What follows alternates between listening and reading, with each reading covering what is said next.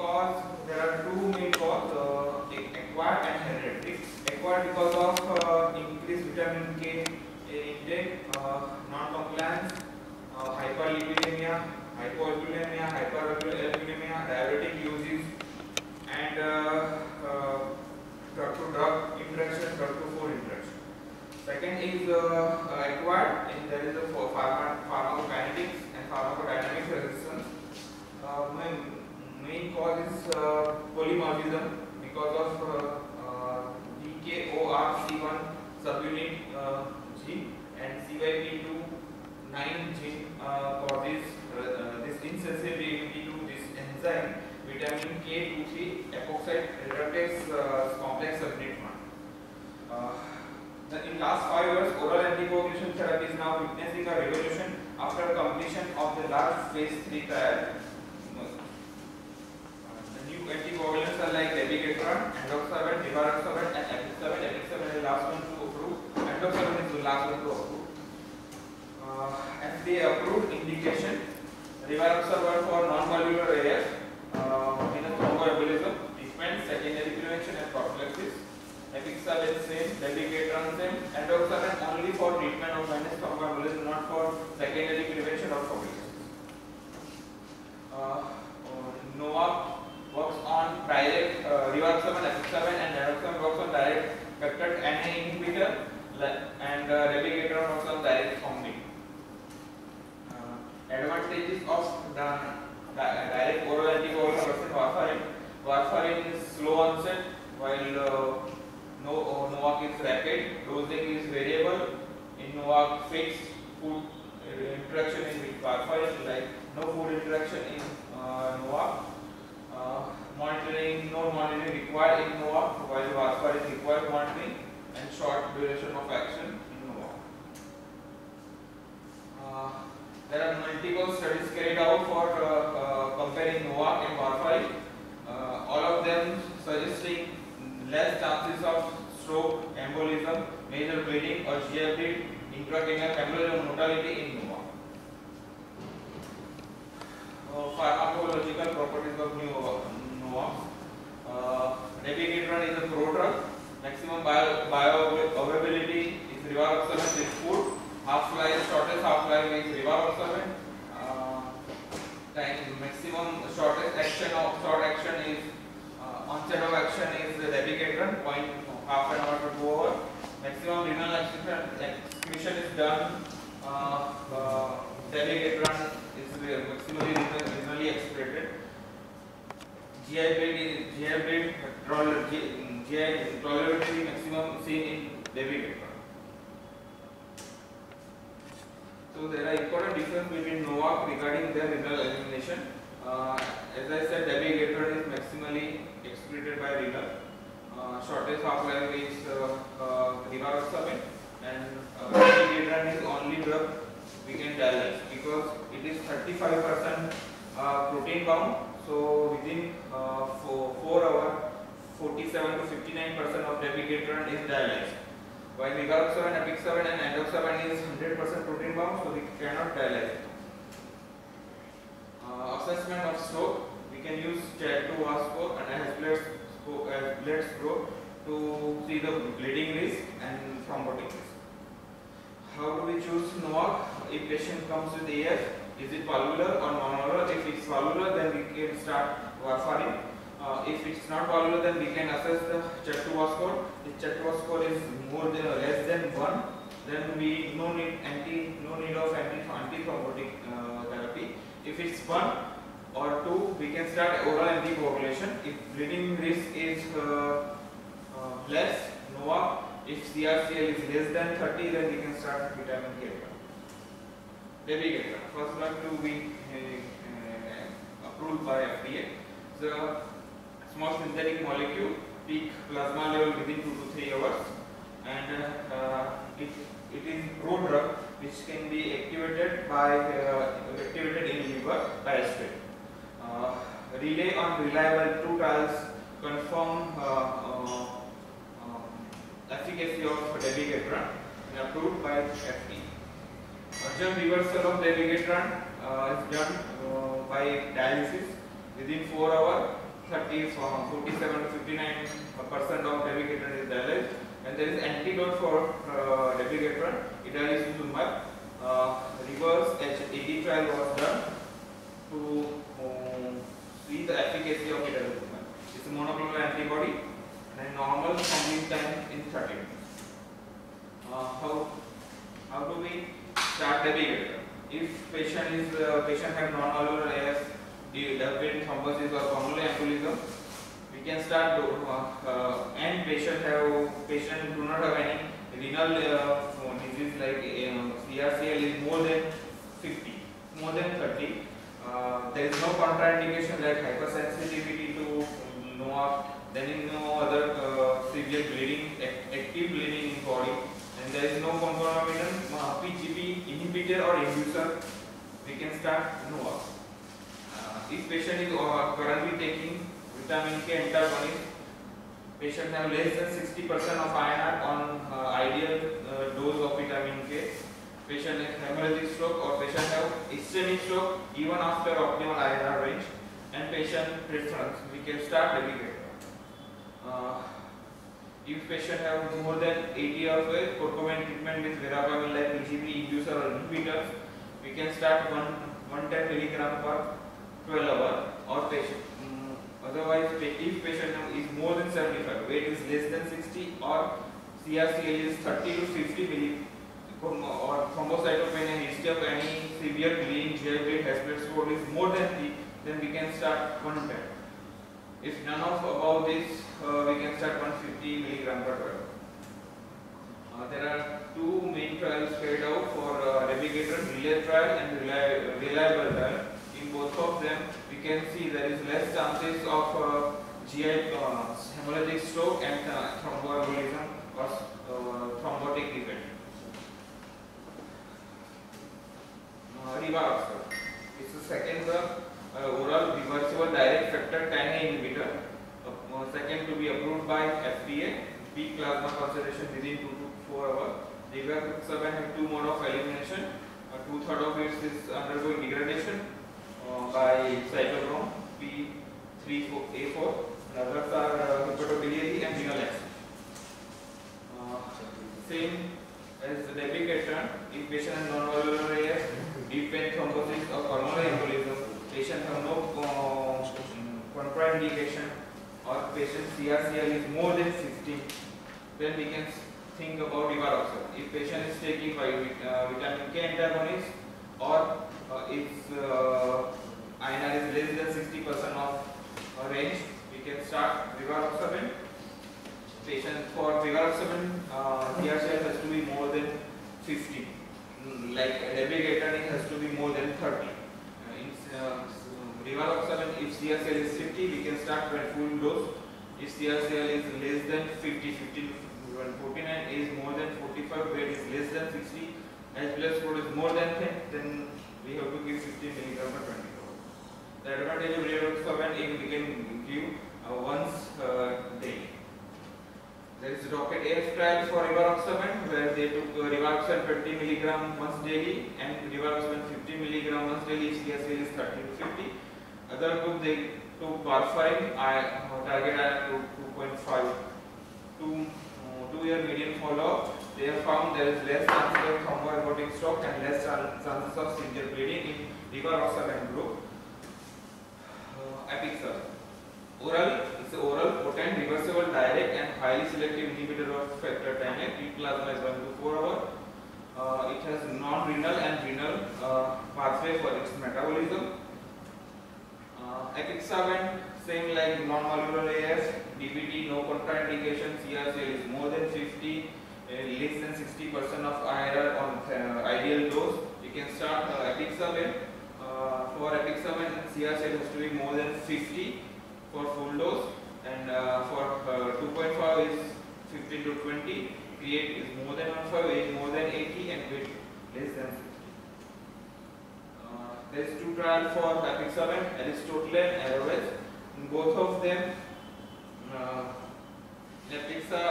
Aristotle trial they took apixaban and warfarin, and both of them in this both group they have found that in apixaban in group there is less chances of thrombosis, less chances of death, less chances of major bleeding and intracranial hemorrhage. There is Averroes trial also between apixaban and aspirin. This trial was terminated early due to the clear benefit of apixaban. Endoxaban, last drug to be approved.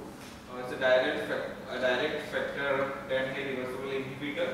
FDA approved in 2015, but not yet in European countries. Peak plasma concentration within 1 to 2 hours.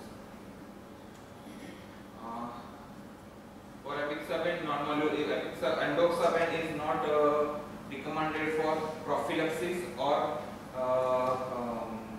secondary prevention of DVT or pulmonary embolism. It's only for treatment.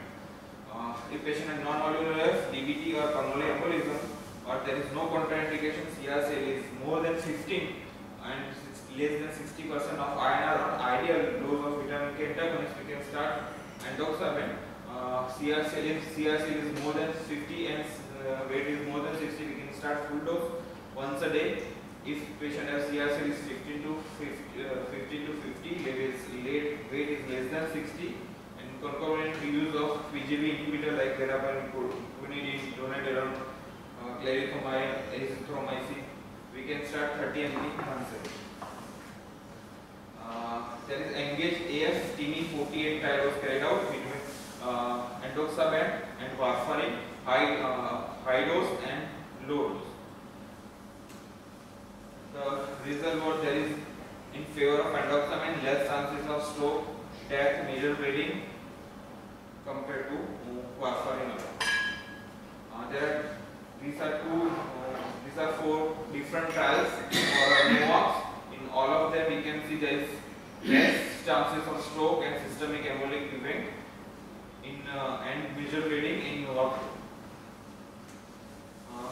Similar to dabigatran, active in dabigatran we use edaravuzumab for its reversal. In factor 10A inhibitors, if patient have ingested within Novocaine within 1 to 2 hours, we can start with activated charcoal. Rivaroxaban and apixaban are highly bound to proteins, so we cannot dilate it. And adnexate alpha is a antidote for factor 10A inhibitors. Is under trial. There is a trial carried out underway, and it's a 4 trial to see the efficacy of adnexate alpha for factor 10A inhibitor, heparin, and lower molecular weight. At present, adnexate alpha is not approved in the United States or as siraparatine is a small synthetic water-soluble molecule.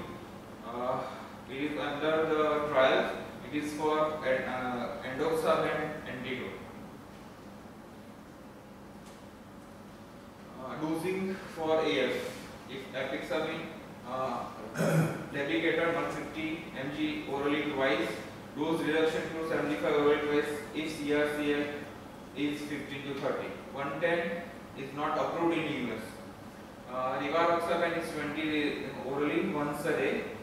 Dose reduction 50 mg if the CRCL is less than 50. 50 mg only once a day. This dose is not suitable. They didn't include this dose in Pioneer AF study, so it's not approved. Still, it's the doctors are using without approval. Apixaban 5 mg orally twice a day. Dose reduction to 2.5 mg orally twice a day if patient meets at least 2 criteria: more than 80, less than 60 weight, and serum creatinine more than 5. Endoxaban 60 mg orally once a day. The 60 mg once a daily dose is for patient with CRCL of 50 to 95. More endoxaban is contraindicated in patient with CRCL more than 95 because in trial they didn't include the patients with end-stage renal disease. Patient with CRCL. They found that patients with CRCL more than 95 have higher events of thrombotic event and major bleeding. So endoxaban is not suggested in patients with CRCL more than 95. It's 50 to 95.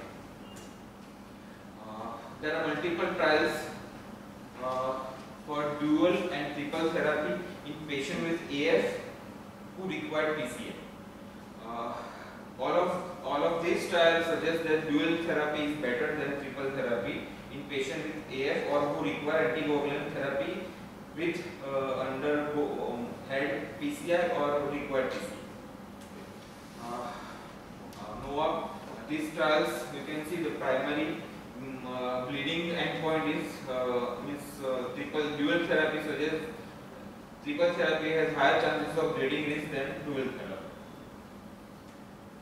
If patient comes with patient is on anticoagulant who required PCI. If patient is on anticoagulation who require PCI, what do we do? First, we see the patient is on vitamin K antagonist or direct anticoagulation. If patient is on vitamin K antagonist, we stop the anticoagulation vitamin K antagonist until the INR reaches 2, and we stop the direct anticoagulation. Then we start aspirin and heparin as per ACC guidelines. Then during the PCI procedure, we give heparin, intravenous heparin, and loading dose of P2Y12 inhibitors, more preferably clopidogrel over ticagrelor or prasugrel. After the procedure, we add aspirin at least for 1 day. After on discharge, what do we do? Patient, we start anticoagulation with direct anticoagulant plus P2Y12 inhibitors. If patient is no candidate for direct NOAA, we start vitamin K plus concomitant bridging therapy with heparin plus P2Y12 inhibitor. So on patient, if patient was on vitamin K antagonist, we give vitamin K antagonist plus P2Y12 inhibitors plus direct anticoagulation. Aspirin can be added for at least shorter period of time, 1 month to 3 months, requiring a lesion length, critical lesion work. What happens in emergency? If patient is on emergency, we stop vitamin K and on direct anticoagulant, we give heparin only. Then we take patient to the cath lab, we give heparin and loading dose of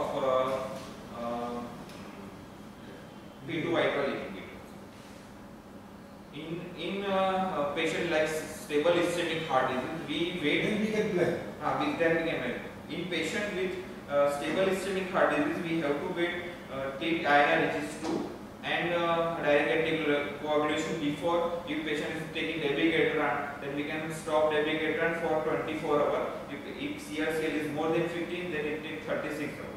If patient is rivaroxaban, then we stop rivaroxaban for at least 24 hours before planning for PCI. If patient comes with acute coronary syndrome, we have to stop both of them and we have to take for PCI. There is no option.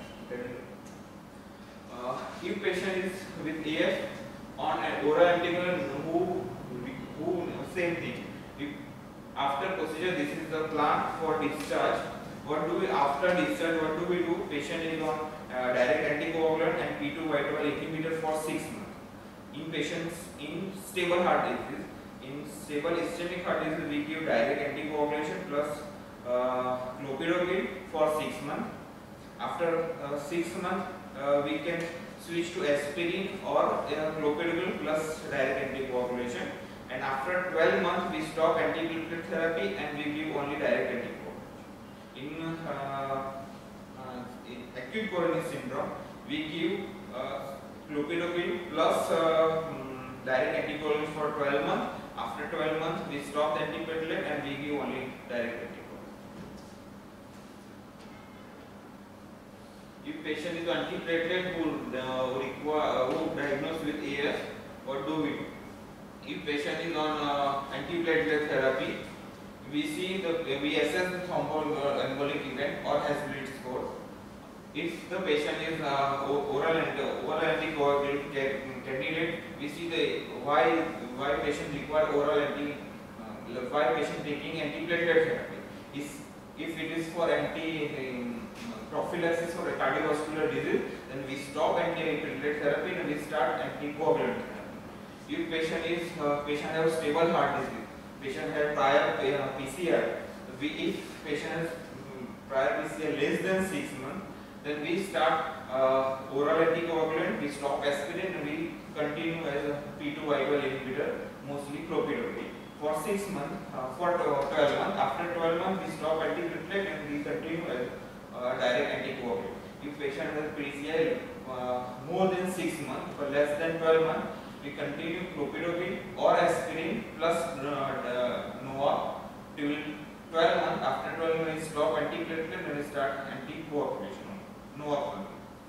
If patient is more than 12 months, we stop antiplatelet and continue continue NOAC. If patient have history of acute coronary syndrome, then if patient prior have PCI less than 12 months, we continue clopidogrel and NOAC till 12 months. After 12 months, only NOAC. If more than 12 months, then only NOAC, we stop the antiplatelet.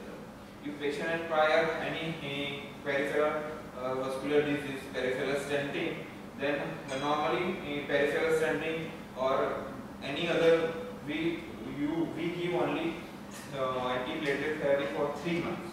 So if 3 months is completed, then only NOAC. If not completed, then NOAC and P2 clopidogrel. After 3 months, we only continue NOAC. If patient with prior venous thromboembolism being considered for this PCI, if patient is normally for deep vein thromboembolism or pulmonary embolism, we give anticoagulant for 3 months. If it's unprovoked, if it's unprovoked or recurrent, then we give indefinite treatment for anticoagulation. So, if patient is venous thromboembolism and comes with acute coronary syndrome, we look for which if the limited duration of anticoagulation completed or not DCT. If limited coagulation time is completed, then we start P2Y12 clopidogrel and NOAC. If not completed, then we continue NOAC and P2Y12 inhibitor for 3 months. After that, we only continue NOAC plus clopidogrel 12 months. After 12 months, we stop clopidogrel and we only continue NOAC. Recommendation of holding NOAC for elective PCI. If apixaban transradial route more than 24 hours, if CRC is 50 to 29, then more than 36 hours. Transmural more than 48 hours. Dabigatran transradial is more than 24. If CRC is 50 to 80, more than 36, more than 48, and more than 72. Transfemoral is more than 48, 72, 96, and 120. Endoxaban transradial is 24, 36. And moreover, if patient CRCL is more than 80 or 50, we can stop NOAC before 24 hours. This transradial is more than 48 hours. NOAC in venous thromboembolism. Patient with venous thromboembolism on antiplatelets who has undergone PCI. There are two main pathways. If patient is patient with venous thromboembolism in anticoagulation, PCI for stable heart disease, we for 6 months anticoagulation and P2Y2 inhibitor. After 6 months, we stop at P2Y2 and only continue NOAC. If patient's time limited 3 months completed, then switch to aspirin and NOAC, and after that only aspirin. If patient has PCI acute coronary syndrome, then for 12 months we continue P2Y2 inhibitor and NOAC. If time is completed, then aspirin and clopidogrel for 12 months. Part B. In part 6B, what we do if patient has stable heart disease, if patient require anticoagulation for indefinite time. So what do? If we start anticoagulation and P2Y2 for 6 months. After 6 months, we switch to aspirin or clopidogrel plus NOAC. After 12 months, we stop antiplatelet and continue only NOAC. In stable heart disease, in acute coronary syndrome, we continue NOAC plus P2Y2 inhibitor for 12 months. After 12 months, we stop P2Y2 inhibitor and we continue only NOAC. patient with antiplatelet with new thrombolysis. If patient is at prior, I think we have completed that. Anticoagulation dosing for venous thromboembolism. Apixaban is 10 mg orally twice daily for at least 7 days, followed by 5 mg orally twice daily. Dabigatran is 150 mg orally twice daily when preceded by bridging therapy for 5 to 7 days per 10 days. Endoxaban 60 mg orally once daily when with bridging therapy for at least 5 to 10 days. Rivaroxaban 15 mg orally twice daily with food for 21st day, followed by 20 mg daily with food. Pre and post procedure management of the patient taking NOAC. If patient have renal function, we have to see the renal function. After renal function, if CRC is more, therefore dabigatran more than 50, we stop before 2 days, and moderately impaired less than 50, we stop for 3 days. Rivaroxaban, if patient has more than 30, we can stop before 2 days. Apixaban before 2 days. In major surgery, we stop before 3 days. How to switch between different anticoagulation. If patient is a vitamin K antagonist to NOAC, once the INR is 2, we can start NOAC. In heparin to NOAC, after 2 hours of stopping next ultra heparin dose. Low LNW to NOAC, when next dose of LNW, and NOAC to VK vitamin with both of them until the INR is 2 to 3. NOAC to heparin when next dose of NOAC, and one NOAC to another when next dose of NOAC.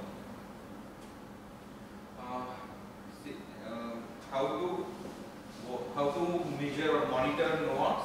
We have to see the CBC, blood urea nitrogen, creatinine, liver enzyme, blood group. In case of dabigatran, we do PT prothrombin time or thrombin time. Idarucizumab is the antidote for dabigatran, and for rivaroxaban, apixaban, endoxaban, we use 4-factor PCC, factors 7A, and tranexamic acid for reversal of this in case of major bleeding. Conclusion: more patients need to be treated for AF. Never say no to NOAC. Most effective agents need to make sure that they are being prescribed appropriately in clinical practice, and help patients to understand the importance of treatment and adherence to NOAC. If you want to do CSF on patient with NOAC, how will you proceed? It's minor surgery, sir. So we can do on NOAC. No matter at what time he has taken. I think we can. Yeah, we can do CSF anytime. Are you sure? You have to be good enough not to hit a vessel. Actually, dabigatran data says that 110 twice is enough because the additional benefit of 150 that you get of better results is negated by a larger level of bleeding. Yes, 150 Most of doses. us are using 110 twice a day only here. We are hardly using 150. I don't know about here. We are using 110 for many years, and we are using, because as you said, 4 hours dialysis, we have a free antidote available. So that is the only choice that we have. Yes, sir. 110 is non-inferior to warfarin and lesser chances of bleeding. Yes. While 150 is superior to warfarin but higher chances of bleeding. Yeah. So most of us are using 110. I don't know what the protocol here in this institute. We are using 110 also. Because that is the best way. Here we assess the bleeding score and Hasbulat score. If patient is high thrombotic risk and low bleeding risk, then we give fully dose 150. Otherwise, if patient has a kidney injury and patient is aged or high risk of bleeding risk, then we give 110. We can also use 75 also, sir. Yeah. If patient is more. How do you use in post TKR, PHR treatment? Post TKR. Sir, post TKR in prophylaxis, we give 110 BD. dabigatran and rivaroxaban 5 to 10 milligram per once a daily for at least 14 to 30 days. Starting from first day, First first operative day. Yes. After after operation we can serve. As I said, Second- more than 20 second day. Post operative first. Post operative, sir, they are saying after 24 hours we can start Yeah, taking okay. operation. Provided hemostasis is achieved. And any data on cancer patient. There is in cancer there is a high bleeding risk, sir. So no high, it's a high thrombotic risk. So we can give full and full dose, and we can start with full dose. So exactly what is in cancer patient? What are you asking? In many of the cancer patient, bedridden patient, we do give prophylaxis. So which agent, any data, any trial, If kidney Gastrointestinal cancers are high bleeding risk. Other cancers we can. dabigatran is highly associated with GI bleeding. So in patient with high risk of GI bleed, we give Epic-7. Epic-7 is safest for GI bleed. Lesser chances of compared to other NOAC. Epic-7 have lower incidence of You GI. can give